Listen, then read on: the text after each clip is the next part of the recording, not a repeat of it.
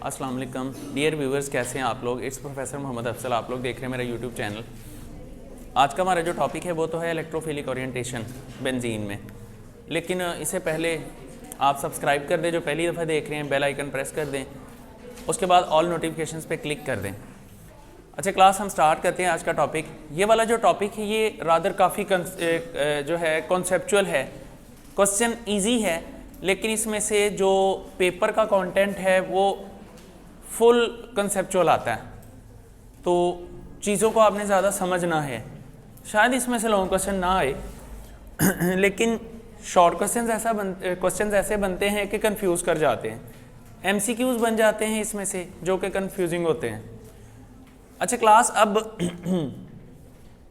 अब इसके अंदर ना हम बात करते हैं ओरिएंटेशन इन इलेक्ट्रोफिलिक सब्स्टिट्यूशन रिएक्शंस। इस आर्टिकल को एक और नाम से भी लिखा जाता है और वो है डायरेक्टिव इन्फ्लुएंस ऑन बेंजीन। इसको directive influence on benzene, silence please, influence on benzene. अब बच्चों, डायरेक्टिव इन्फ्लुएंस का क्या मतलब है और इलेक्ट्रोफिलिक ओरिएंटेशन का क्या मतलब है। देखें आपको ये तो मैंने पहले बता दिया था कि जो बेंजीन की रिंग होती है इटसेल्फ नेगेटिव होती है, तो इसके नेगेटिव होने की वजह से हमेशा ये इलेक्ट्रोफाइल्स को अट्रैक्ट करती है, ये हमने पढ़ा है। इसीलिए हमने लिखा कि electrophilic substitution reactions, electrophiles benzene के ऊपर सब्स्टिट्यूशन रिएक्शंस देते हैं। ठीक हो गई बात। अच्छा क्लास, दूसरी बात, ओरिएंटेशन का क्या मतलब है कि अटैच होने वाले इलेक्ट्रोफाइल किस डायरेक्शन में लगेंगे। यह है orientation in electrophilic substitution reactions in benzene. अच्छा दूसरी बात, डायरेक्टिव इन्फ्लुएंस क्या होता है। डायरेक्टिव इन्फ्लुएंस का भी बच्चों यही मतलब बनता है कि बेंजीन के ऊपर जो ग्रुप लगेगा उसकी डायरेक्शन क्या होगी, किसकी डायरेक्शन पे वो किस जगह पे जाके लगेगा, ये होता है डायरेक्टिव इन्फ्लुएंस। ठीक है, अब मैं थोड़ा और एक्सप्लेन करता हूँ। देखिए जब हम बात करते हैं बेंजीन के ऊपर एक ग्रुप के लगने की, तो वो जो एक ग्रुप इसके ऊपर लगता है डेफिनेटली वो इलेक्ट्रोफाइल ही होता है। अब लेट्स सपोज ये बेंजीन की रिंग के ऊपर X पॉजिटिव लग गया। X positive is basically an electrophile. ये जब इस पे अटैच होता है तो देखिए क्लास, इसके लिए तो 6 की 6 पोजीशंस अवेलेबल हैं, ये किसी भी पोजीशन पे अटैच हो सकता है। तो अब यहाँ देख लें, लेट्स सपोज वो पहली टॉप वाली पोजीशन पे आके अटैच हो जाता है। Now this benzene is called mono substituted benzene. ठीक हो गया। अब क्लास, यहाँ पर जो दूसरा ग्रुप लगेगा आके, अब उसके लिए आगे 3 पोजीशंस हैं, ऑर्थो, मेटा एंड पैरा। अब देखें अगर इसके ऊपर दूसरा इलेक्ट्रोफाइल लगता है in the form of Y, हमें नहीं पता कौन सा ग्रुप है, हम X और Y से अपना काम चलाते हैं। X पहले अटैच है। अब यहाँ पर डाई सब्स्टिट्यूशन जब होती है, जब डाई सब्स्टिट्यूशन होती है Y पॉजिटिव इस पर लगेगा, तो class there are 3 possibilities. I am gonna show on the board, there are 3 possibilities.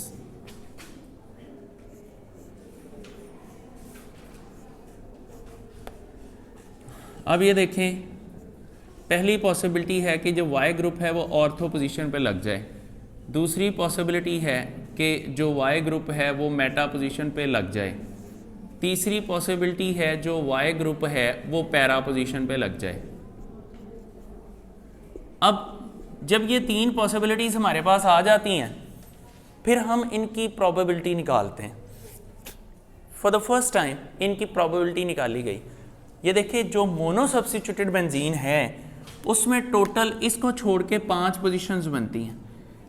अब 20% इस पोजीशन का चांस है, 20% इस पोजीशन का, 20% इस पोजीशन का, 20% इस पोजीशन का, 20% इस पोजीशन का। तो देखिए मेटा पोजीशन 2 हैं, ऑर्थो पोजीशंस 2 हैं, तो 20 एंड 20 ओवरऑल अंदाज़ा लगाया गया कि जो मेटा पोजीशन पैरा पोजीशन पे ऑर्थो पोजीशन पे अटैचमेंट है ऑर्थो पे अटैचमेंट का चांस जो है वो 40% है, मेटा पे अटैचमेंट का चांस जो है वो भी 40% है, और पैरा पे अटैचमेंट का चांस जस्ट 20% है। अब ये हमने एक अपने माइंड में स्केच बना लिया कि जी 20% अटैचमेंट इस पे है, 40 एंड 40% इस पे है। अब बच्चों जब इसको एक्चुअली चेक किया गया तो ऐसा नहीं था। जब इसको चेक किया गया बाय 2 ऑफ द एग्जाम्पल्स, आपकी बुक में एग्जाम्पल्स दी गई हैं।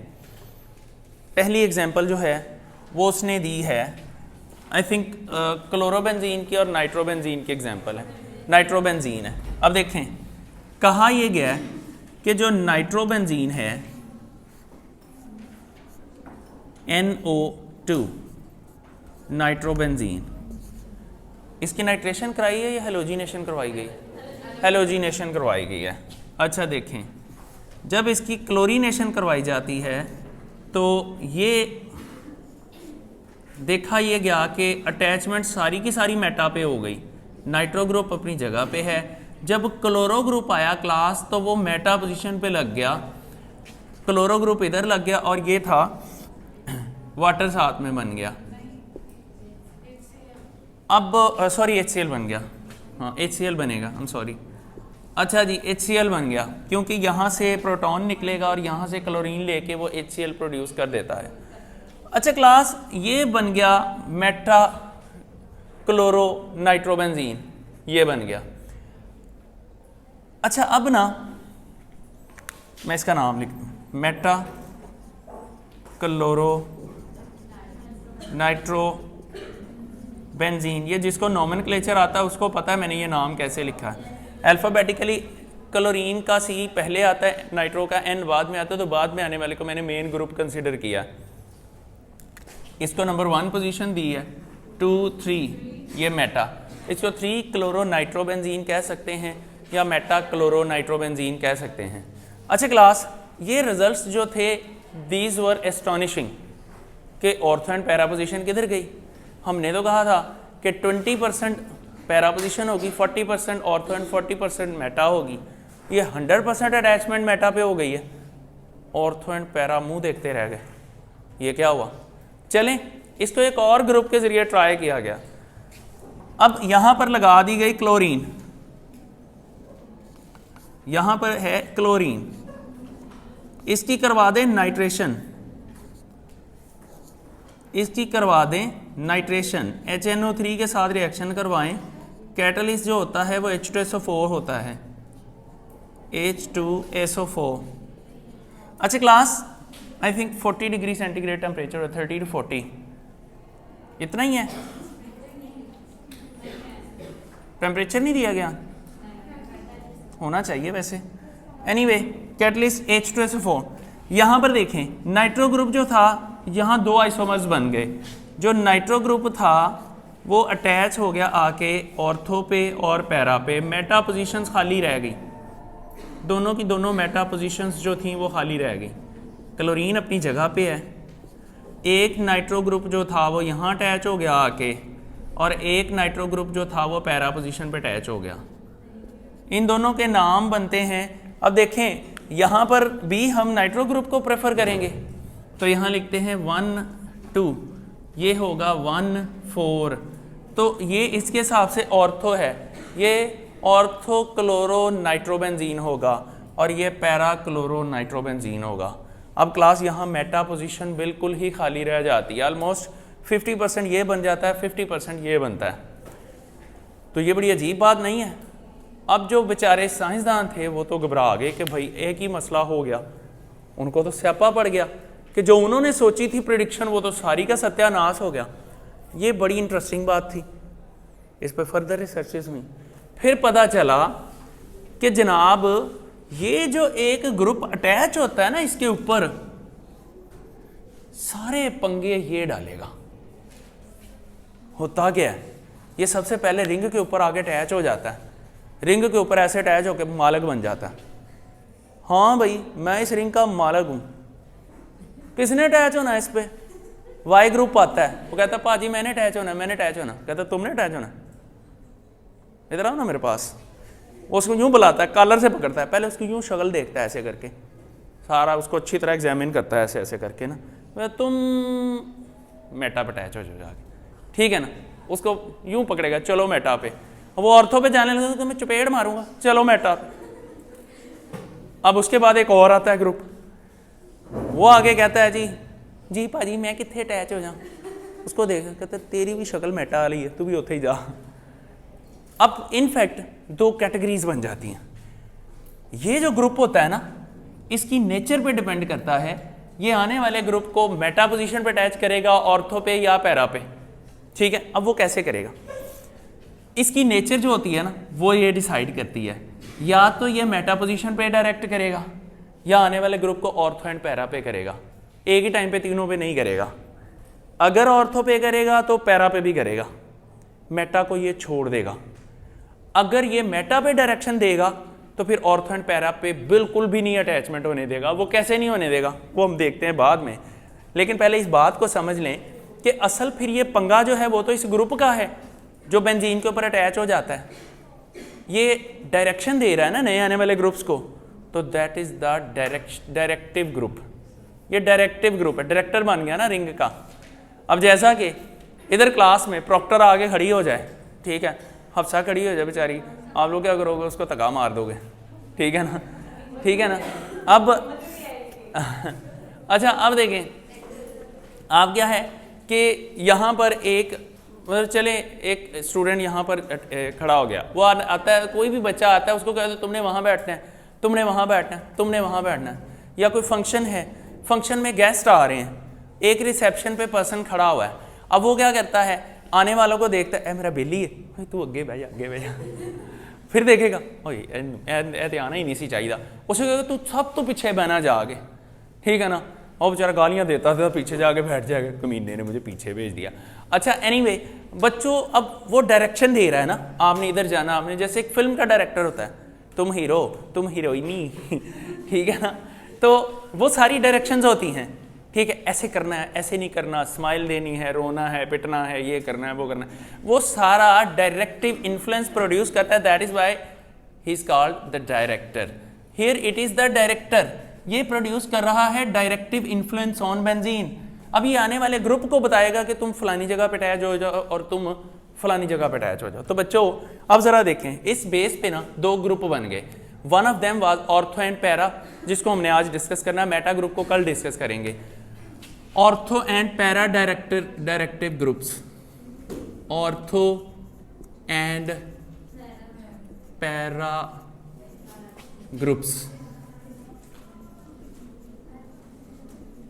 या डायरेक्टिंग ग्रुप्स लिखें तो ज़्यादा बेटर है, डायरेक्टर्स या directing groups, ortho and para directing groups. अच्छा बच्चों, अब ये बड़ी इंटरेस्टिंग इंफॉर्मेशन है, और ये इसलिए भी इंटरेस्टिंग है कि बुक में ये चीज़ें थोड़ी मिक्सअप करके लिखी हुई हैं, वो कंफ्यूज करती हैं बातें। आप ज़रा ध्यान से समझ लें, बड़ी आसान बात है, तो इसको भी थोड़ा एडजस्ट कर दिया। अच्छा देखिए क्लास, पहली बात, ortho and para directing groups कहते क्यों हैं बच्चों? ये ऐसे ग्रुप होते हैं जो नए आने वाले इलेक्ट्रोफाइल को ऑर्थो एंड पैरा पोजीशन पे अटैच करवाते हैं। हम ऐसे ही लिखेंगे, हम कहेंगे, चाहे आप इन्हीं पॉइंट्स को लिख दें, बुक वाला ना करें, हम लिखेंगे कि the groups that direct the incoming electrophiles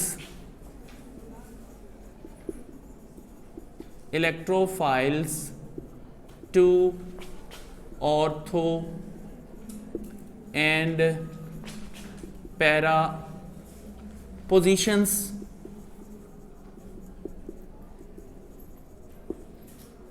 are called ortho and para directors या डायरेक्टिंग ग्रुप्स कह लें आप। अच्छा क्लास, अब सेकंड बात आती है कि जी ये इफ़ेक्ट कैसे प्रोड्यूस करते हैं। बच्चों ये ऐसे ग्रुप्स होते हैं जिनके पास एक्स्ट्रा इलेक्ट्रॉन्स होते हैं या एक्स्ट्रा लोन पेयर होते हैं, वो रिंग में डोनेट कर देते हैं। तो बच्चों हम कहते हैं कि दीज ग्रुप्स, देखिए बड़ी आसान बात है, these groups donate electrons to the ring.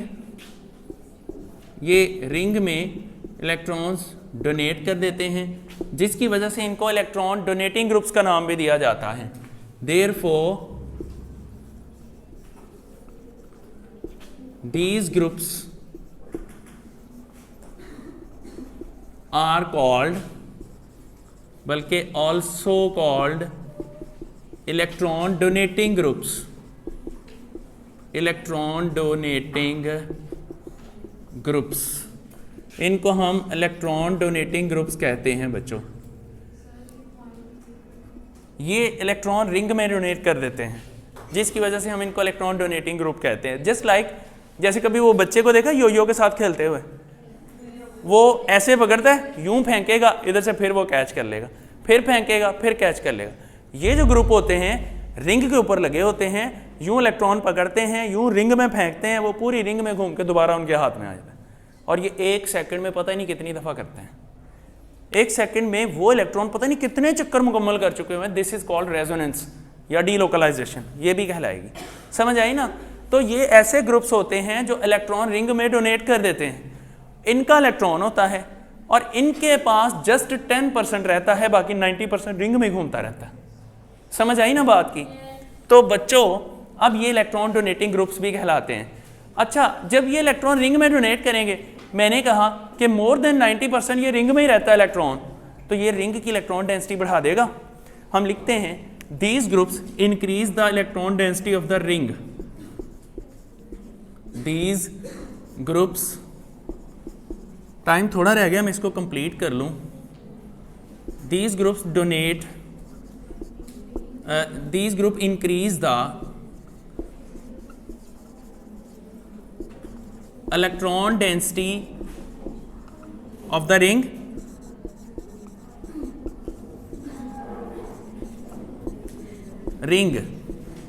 बच्चों जब ये रिंग की इलेक्ट्रॉन डेंसिटी बढ़ाते हैं तो एज ए रिजल्ट रिंग की रिएक्टिविटी भी बढ़ जाती है, thus increasing reactivity of the ring. ये रिंग की रिएक्टिविटी भी बढ़ा देते हैं।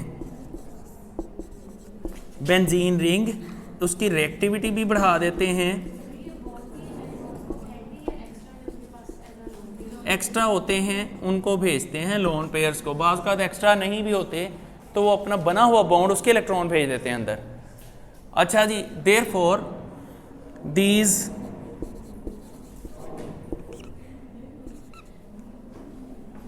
ग्रुप्स आर आल्सो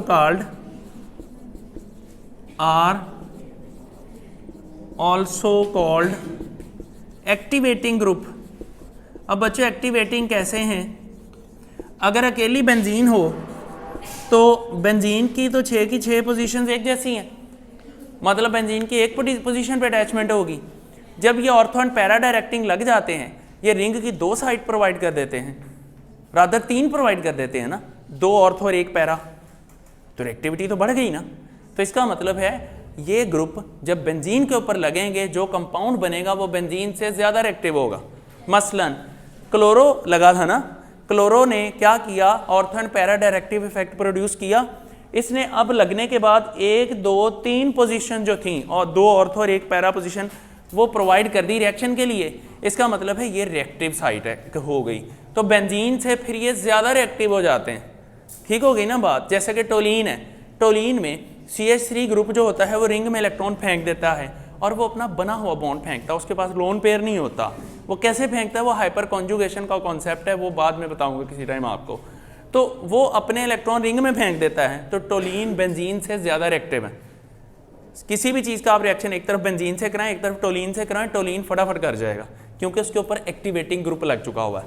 अच्छा क्लास, ये कॉन्सेप्ट भी हो गया। एक्टिवेटिंग ग्रुप्स होते हैं इसलिए हमको इनको ये रिएक्टिविटी बढ़ाते हैं, इसलिए हमें इनको एक्टिवेटिंग ग्रुप्स का नाम देते हैं। इसकी एग्जांपल्स हैं, कुछ मेरे जहन में लिख देता हूँ, बाकी आप बुक्स में से कर लें। अल्काइल ग्रुप है क्लास, जैसा कि टोलीन है, CH3 ग्रुप है, ये एक्टिवेटिंग ग्रुप है। उसके अलावा हेलोजेंस जितने भी हैं, क्लोराइड है, फ्लोराइड है, ये सारे इसमें आ जाते हैं। और फिनोल है, OH ग्रुप, एनिलीन है, NH2 ग्रुप अगर लग जाए तो, एट्सेट्रा। बच्चों ये जो सारे हैं, ये सारे के सारे एक्टिवेटिंग ग्रुप्स में आते हैं। अच्छा, अब हम ना इसमें से एक एग्जांपल भी कर ही लेते हैं।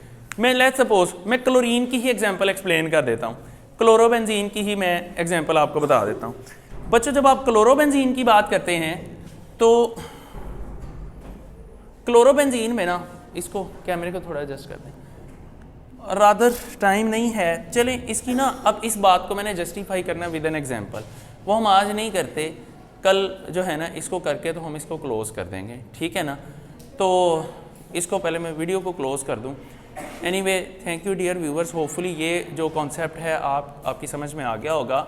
इसको ज़रा आप लोग अच्छे तरीके से कर लेंगे। इसमें से MD-CAT लेवल के MCQs भी बन जाते हैं, बोर्ड के MCQs भी बनते हैं, और ये टॉपिक मुश्किल लगता है लेकिन है नहीं। एनीवे, हम इसको यहाँ क्लोज़ करते हैं। आप लोग जो है जो फर्स्ट टाइम देख रहे हैं वो सब्सक्राइब करें, बेल आइकन प्रेस करें, ऑल नोटिफिकेशंस पे क्लिक करें। अपना ख्याल रखें। Thank you very much. अल्लाह हाफ़िज़।